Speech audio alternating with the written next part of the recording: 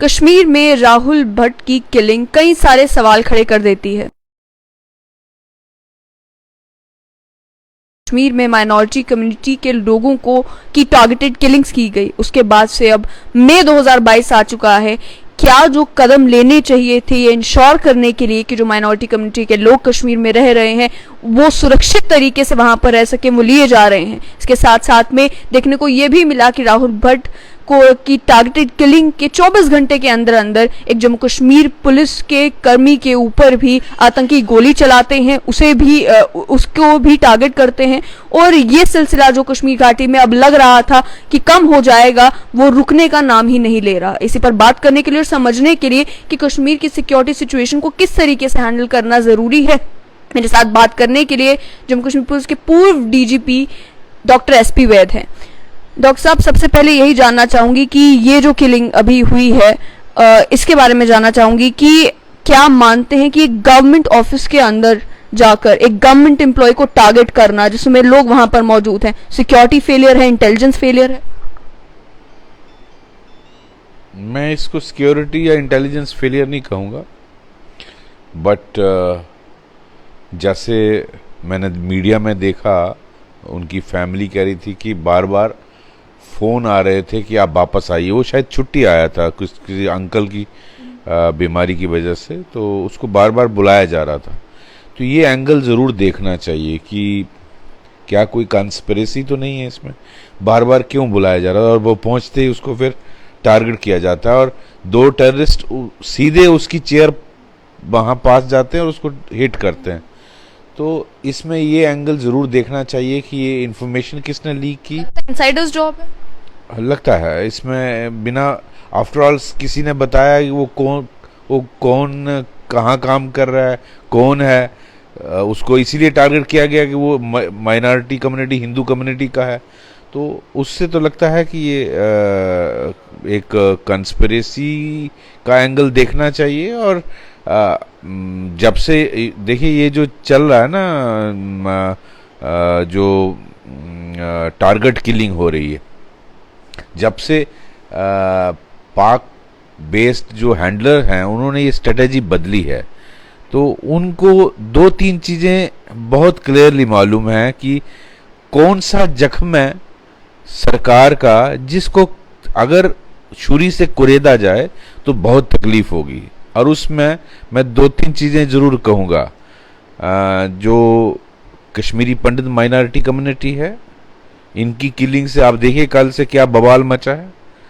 जो पंचायत के elected members हैं या बीजेपी पार्टी के कार्यकर्ता हैं, उनके मारने पर कितना बवाल होता है। और तीसरा लेबर, माइग्रेंट लेबर्स को, ताकि जो development projects government under honourable prime minister चाहती है, पुश जो डेवलपमेंट पुश दे रही है जम्मू कश्मीर में, उसको सैबोटाज किया जा सकता है। अगर लेबर भागती है तो लेबर को टारगेट किया जाता है। हाँ, इसके साथ साथ जेएनके पुलिस को टारगेट कर रहे हैं, लेकिन जेएनके पुलिस के टारगेटिंग से मैं जो बात कह रहा हूँ गवर्नमेंट का, ये वो जख्म है जिसको हैंडलर्स कुरेदते हैं ताकि उससे उनको तकलीफ हो। और ये उसी स्ट्रेटेजी का एक हिस्सा है जो टारगेटेड किलिंग है। कि जो नैरेटिव एक बना था कि 370 हटने के बाद हालात बेहतर हो रहे हैं, तो जब इन तीन जख्मों को आप छुरी से कुरे दें तो एकदम हाहाकार मचती है, सरकार को तकलीफ होती है, प्रेशर आता है, और इसको जो नैरेटिव है इसको काउंटर करने वाले खड़े हो जाते हैं कि कौन से हालात बेहतर हो गए 370 से। तो ये उनको बहुत सूट करता है जो है, यानी कि ये ट्रिगर पॉइंट्स हैं, जिन ट्रिगर पॉइंट्स को प्रेस करने की कोशिश की जा रही है। लेकिन आपसे समझना चाहूंगी कि पिछले साल अक्टूबर के महीने में देखने को मिला कि जिस तरीके से सुपिंदर कौर हो या दीपक चंद हो, उन्हें स्कूल के अंदर जाकर जो है वो टारगेट किया गया, उसी तरीके का एक इंसिडेंट जो है वो अब रिसेंटली राहुल भट्ट के मामले में देखने को मिला। क्या ऐसे कॉन्क्रीट स्टेप्स हैं जिन्हें लेने की जरूरत है ये इंश्योर करने के लिए कि ये जो माइनॉरिटी कम्युनिटी के लोग काम कर रहे हैं अपनी वर्क प्लेस पर, अगर ये सेफ महसूस नहीं करते तो वही इंसिडेंट जो कल हुआ कि जो कश्मीरी पंडित प्रोटेस्ट कर रहे थे उन्होंने ये कहा कि हम तो इस्तीफा देकर वापस जाने को तैयार हैं, क्योंकि अगर हम यहाँ पर काम करते हुए भी सेफ नहीं है तो किस तरीके से हम कश्मीर घाटी में रह सकते हैं। तो क्या मानते हैं कि क्या कदम उठाने की जरूरत है जिनसे इनकी सेफ्टी को इंश्योर किया जा सके? बिल्कुल सही जो आपने कहा। देखिए, कश्मीरी पंडित कम्युनिटी का कंसर्न बिल्कुल वाजिब है और बिल्कुल सही है। जैसे आपने कहा वो जो टीचर्स, सिख लेडी और एक जो जम्मू का टीचर था उनको टारगेट किया, उसके बाद बिंद्रू जो उसको किया, अभी ये राहुल को किया। तो ये एक ग्रैंड स्ट्रेटेजी का एक हिस्सा है। इसमें देखिए, मैं ये जो स्कीम थी माइग्रेंट्स को रिक्रूट करना, ये जब यूनियन गवर्नमेंट में शायद उस वक्त honourable prime minister Manmohan Singh ji थे और स्टेट गवर्नमेंट में शायद उमर साहब की गवर्नमेंट थी, जब ये एक स्कीम बना कि इनको जो इनका हक, इनकी परसेंटेज बनती है उसके तहत इनको जो वैकेंसीज कश्मीर में आती हैं वो under prime ministers package Kashmiri pandits को उसमें एम्प्लॉयमेंट दी जाए, employment package under prime minister scheme. लेकिन इसमें एक बड़ा फ्लॉ मैं समझता हूँ, वो ये था कि ये प्रिज्यूम किया गया कि इनको सिक्योर अकोमोडेशन में रख लेंगे, लेकिन ये जिन दफ्तरों में काम करेंगे क्या वो सारे दफ्तर प्रोटेक्टेड हैं? हजारों की तादाद में कश्मीर वैली में ये सारे पोस्टेड हैं, मेरे ख्याल 3,500-4 हजार लोग हैं और हजारों की तादाद में वहाँ दफ्तर हैं। सारे दफ्तर में तो प्रोटेक्शन नहीं है। या तो ये पॉलिसी सोच समझ तरीके से बनाई जाती, उसमें इनको वहां ही लगाया जाता जहां प्रोटेक्शन है। तीसरा, इसमें ये भी संज्ञान में लेना जरूरी है कि ये प्रोटेक्टेड जगह से, जैसे राहुल भट्ट बडगाम की प्रोटेक्टेड कॉलोनी में रहता था, तो अगर डीएम का ऑफिस जो प्रोटेक्टेड है बडगाम में वहां लगा होता तो शायद ये हादसा बच सकता था। बहुत सारे दफ्तर प्रोटेक्टेड नहीं है और जो रास्ते में जब उसको घर से ऑफिस जाना है उसमें क्या प्रोटेक्शन है। ये सारे एंगल देखने चाहिए इस पॉलिसी को इम्प्लीमेंट करते वक्त, और मैं समझता हूँ इन चीज़ों को प्रिज्यूम किया गया कि ये सब ठीक ठाक है, तो वो एस्पेक्ट देखना ज़रूरी है। अभी राहुल भट्ट की शहादत हुई, कोई भरोसा नहीं आगे और भी हो सकता है। क्या करने की जरूरत है कि क्या पॉसिबल है कि अब एक क्या कोई ट्रांसफर पॉलिसी फ्रेम कर ली जाए, क्योंकि पॉसिबल ये तो कह नहीं सकते कि अब जितने भी माइनॉरिटी कम्युनिटी के लोग हैं हर एक को एक पीएसओ देना भी तो मुमकिन नहीं है। तो क्या किया जा सकता है? What can be done? PSO is not a solution. मैं वही कह रहा हूँ, एक सोच समझकर पॉलिसी बनाई जाए कि इनको, मेरी इंफॉर्मेशन के मुताबिक सबको तो प्रोटेक्टेड अकोमोडेशन भी नहीं है, बहुत सारे किराए पे रहते हैं। तो गवर्नमेंट को एक जायजा लेना पड़ेगा कि कितने लोग हैं जो सिक्योर अकोमोडेशन में हैं, कितने हैं जो रेंटेड में हैं, उनको कैसे सिक्योर अकोमोडेशन प्रोवाइड की जाए, इनको प्रोटेक्टेड तरीके से कैसे पहुंचाया जाए इनके दफ्तरों तक, और इनको उन दफ्तरों में लगाया जाए जहां प्रोटेक्शन हो। तो वही एक होलिस्टिक पॉलिसी बनना, जिसमें आपने फॉर ग्रांटेड ले लिया। अब चाडूरा जैसी तहसील में आप एक लड़के को लगाएंगे जो बारामूला से जाएगा या चरार शरीफ में लगाएंगे तो वो तो वल्नरेबल हो ही जाएगा, उसको तो कोई भी मार देगा। तो ये जायजा लेना पूरी वैली का, इससे पहले कि और ऐसे हादसे हों, ये गवर्नमेंट को एक रिव्यू लेना चाहिए कि कौन कौन वल्नरेबल है, उसको कैसे प्रोटेक्ट किया जाए। ये पॉलिसी को रिव्यू करना बहुत जरूरी है। वैद साहब, जो कल देखने को मिला कि कश्मीरी पंडित कम्युनिटी के ही लोग कल फिर प्रोटेस्ट कर रहे थे और प्रोटेस्ट के दौरान जिस तरीके से सिचुएशन को टैकल किया गया, लाठी चार्ज हुआ, टीयर गैस का इस्तेमाल किया गया, समझ में जरूर आता है कि जम्मू कश्मीर पुलिस की प्रायोरिटी है कि लॉ एंड ऑर्डर मेंटेन किया जाए, लेकिन क्या मानते हैं कि जिस तरीके से इस प्रोटेस्टर्स के साथ डील किया जाना चाहिए था, काफी हार्ड हैंड का इस्तेमाल किया गया जो नहीं होना चाहिए था? मेरा पर्सनल व्यू है, इस ऐसी सिचुएशन को बड़ा सिंपैथेटिक, एम्पैथी के साथ डील करना चाहिए। अगर मैं होता, मैं तो वैसे ही डील करता, एम्पैथी के साथ डील करना चाहिए। पुलिस का कंसर्न, सिक्योरिटी फोर्स का कंसर्न मैं समझ सकता हूँ, वो ये है कि अगर ये एयरपोर्ट की तरफ जाते, इन पर फायरिंग हो जाती और लोग मारे जाते, या एयरपोर्ट का रोड बंद ब्लॉक कर देते, तो बहुत सारे पैसेंजर्स को इनके दोज आर वैलिड कंसर्न्स, और वो कोई भी पुलिस या कोई भी सिक्योरिटी फोर्स या law and order machinery, DM वहाँ के, एसपी वहाँ के, वो उसको नहीं चाहेंगे और उसको रोकने के लिए मिनिमम यूज ऑफ फोर्स जरूर करेंगे।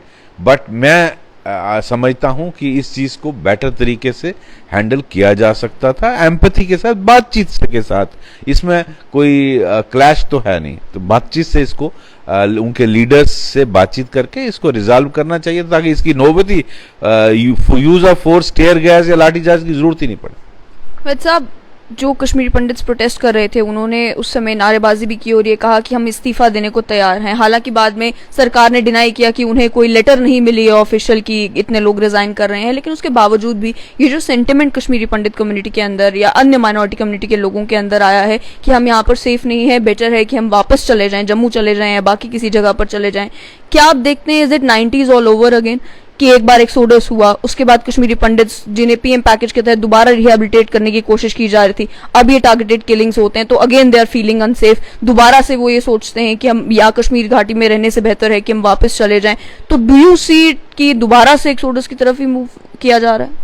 नहीं, 90s वाली बात नहीं है। इनफैक्ट यही तो पाकिस्तान आईएसआई चाहती है कि ये जो 90s वाला डर, 90s वाला एक्सोडस किया जाए। हमको उस ट्रैप में नहीं आना है, और वो यही नैरेटिव को चैलेंज करना चाहते हैं कि हालात बेहतर हो रहे हैं, और वो ऐसे सॉफ्ट किलिंग, टारगेट किलिंग करके इस नैरेटिव को ही बदलना चाहते हैं। मैं समझता हूँ इस चीज़ को हम सबको समझना चाहिए, और ये उन्होंने एक प्लान बदला है पिछले कुछ 6-8 महीनों से, जो उनको मार पड़ रही थी एनकाउंटर्स में उनके आदमी खो रहे थे, उनके वेपन खो रहे थे। ये minimum investment and high return है। इसमें 2 लड़के गए पिस्टल लेकर, एक सॉफ्ट टारगेट कश्मीरी पंडित को या लेबरर को या टीचर को मार दिया, बिंदरू को मार दिया, हाहाकार पूरी दुनिया में बच गया, पूरे जम्मू कश्मीर हाहाकार। आप देखें क्या क्या, और एक sense of fair, sense of insecurity पैदा कर दी गई। तो इसमें हाई रिटर्न है, इन्वेस्टमेंट कुछ भी नहीं है, तो ये उनको सूट करता है। लेकिन सिक्योरिटी फोर्सेस, मैं कंप्लीमेंट करूंगा जम्मू कश्मीर पुलिस को, उन्होंने इन दोनों को जो परपेट्रेटेड थे उनको कल मार गिराया है। तो इसी तरीके से इसका जवाब ही यही है। ये जो पाकिस्तान के इशारे पे कर रहे हैं ये खून का खेल, उनको वही लैंग्वेज समझ आती है, उनको उनका इंजाम वही होना चाहिए। इससे हमको इनके ट्रैप में नहीं आना है, और ये बदलना चाहते हैं नैरेटिव जो गवर्नमेंट कह रही है कि हालात बेहतर हो रहे हैं। पैरामीटर्स आप देखें, बहुत सारी चीज़ों में बहुत फर्क आया है, लेकिन उसी नैरेटिव को वो बदलना चाहते हैं। और ये जो उन्होंने स्ट्रेटेजी बदली है, इनको इसी स्ट्रेटेजी के साथ डील करना है, और इसमें जम्मू कश्मीर पुलिस का और सिक्योरिटी फोर्सेस का बहुत रोल है, उनको प्ले करना चाहिए। ऐसे लोगों को आइडेंटिफाई करें, इतने कौन लोग हैं, और ये तभी मुमकिन है जब आप लोगों के साथ अच्छा राब्ता रखेंगे। जेएनके पुलिस को इसमें प्राइमरी रोल है, उसका लोगों के साथ बहुत अच्छा राब्ता है, और कश्मीर में कोई चीज़ छुपी नहीं रहती, एकदम पता चल जाएगा कौन कौन लोग ऐसा काम कर रहे हैं। उनको इससे पहले कि वो डैमेज करें, उनको हार्म करना जरूरी है। आपने लोगों के साथ राब्ते की बात की, तो राहुल भट्ट के जो परिवार के लोग हैं उनसे भी अब जब बात हुई तो वो ये कह रहे हैं कि पिछले साल जब टारगेटेड किलिंग्स हो रही थी उस समय समझ में भी आता है कि security forces might have been caught unaware, लेकिन अब जब उनको मालूम है कि पाकिस्तान की ये स्ट्रैटेजी है, जानबूझकर जो है इनोसेंट सिविलियंस को टारगेट किया जा रहा है, माइनॉरिटी कम्युनिटी को टारगेट किया जा रहा है, तो इसी को लेकर जब हम अन्य पुलिस ऑफिसर से भी लास्ट टाइम हमने बात की थी तो उन्होंने ये कहा था कि कश्मीर में ह्यूमन इंटेलिजेंस की कमी देखने को मिल रही है। क्या मानते हैं कि वो ह्यूमन इंटेलिजेंस की कमी है जिस वजह से ये इंसिडेंट्स हो रहे हैं एंड मालूम नहीं चल पा रहा until it's too late? मैं समझता हूँ ह्यूमन इंटेलिजेंस और टेक्निकल इंटेलिजेंस दोनों की ज़रूरत रहती है, और अगर ये चीज़ नहीं होती तो विद इन 24 आवर्स वो एलिमिनेट नहीं होते। लेकिन ये है कि हाँ, मेरा ये मानना है कि पुलिस का पब्लिक के साथ क्लोज इंटरेक्शन होना चाहिए, जिसमें स्कोप है इम्प्रूवमेंट का।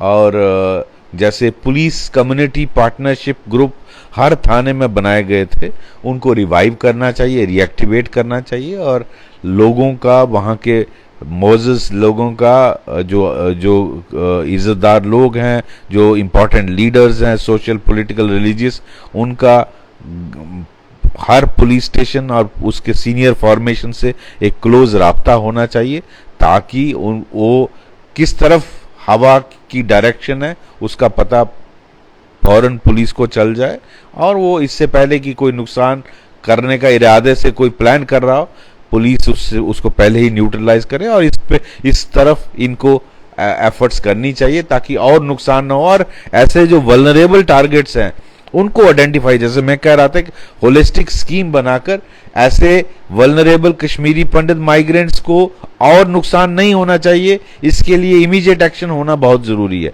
इसी तरह और कश्मीरी पंडितों के अलावा और कौन कौन इसमें टारगेट हो सकते हैं, जैसे मैंने कहा बीजेपी के, इस वक्त रूलिंग पार्टी बीजेपी है, जब एनसी और पीडीपी थे तो उनके लोग मारे गए, तो बीजेपी है, बीजेपी के लोगों को वो टारगेट करेंगे, पंच सरपंच को करेंगे टारगेट।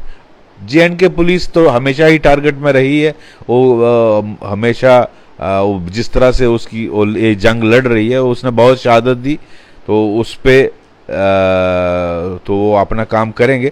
लेकिन इन तीन लेबरर्स को, बिकॉज वो सैबोटाज करता है, जो डेवलपमेंट पुश है प्राइम मिनिस्टर का, उसको वो सैबोटाज करना चाहते हैं, और बाद में दिखाएंगे कि कश्मीर में तो कुछ भी बदला नहीं।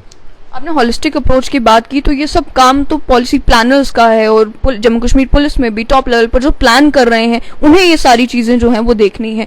पहले देखने को ये मिलता था कि इस तरीके से जब कोई सिक्योरिटी फेलियर होता था या कोई इंसिडेंट होता था तो हेड्स वुड रोल, लेकिन अब देखने को यही मिल रहा है कि आपने लोअर लेवल पर एसएचओ को आप अटैच कर देते हैं, लेकिन टॉप लेवल पर जो लोग प्लानिंग के लिए रिस्पॉन्सिबल हैं, जो लोग नहीं ठीक तरीके से सिचुएशन को हैंडल कर पा रहे, नो एक्शन अगेंस्ट देम। तो डू यू सी कि इस अप्रोच में भी एक चेंज आने की जरूरत है, और साथ ही में वो जम्मू कश्मीर पुलिस के लोकल ऑफिसर्स जिन्हें आतंकवाद से लड़ने का तजुर्बा है, जिन्हें कश्मीर घाटी की अच्छी समझ है, they are right now feeling a little bit sideline. Do you also feel कि they are being a bit sideline?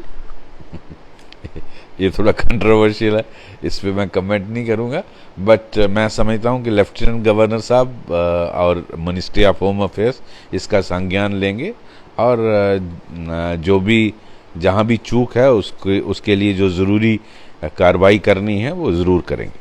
मानते हैं कि जैसे आपने कहा कि पुलिस का लोगों के साथ राब्ता होना बड़ा जरूरी है, तो वो तो पॉसिबल वही होगा कि एक जो लोकल अफसर होगा उसके साथ लोग भी ज्यादा इजीली जो है वो कनेक्ट कर पाते हैं, लोग भी ज्यादा इजीली जो है वो बात कर पाते हैं। That is not very easily possible with an officer that does not belong to Jammu and Kashmir.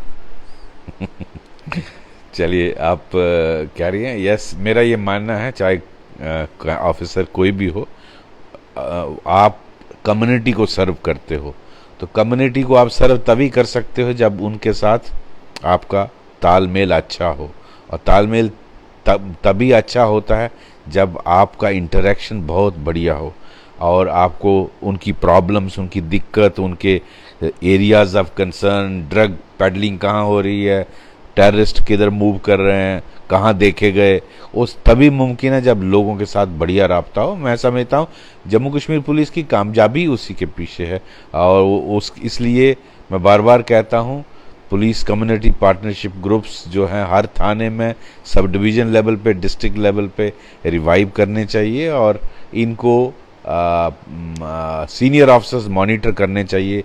आप district SP, DIG, IG, even senior formation should monitor that. इसके साथ साथ में, जैसे मैंने कहा कि जम्मू कश्मीर पुलिस के जिस कांस्टेबल को टारगेट किया गया, ये भी पिछले दिनों देखने को मिल रहा है, पिछले कई सालों से, कि इसी तरीके से कोई जम्मू कश्मीर पुलिस का कांस्टेबल है, जम्मू कश्मीर पुलिस का कर्मी है, वो अपने घर जा रहा है तो उसे उस टाइम पे टारगेट किया जाता है। तो इसमें क्या मानते हैं कि किस टाइप की अप्रोच?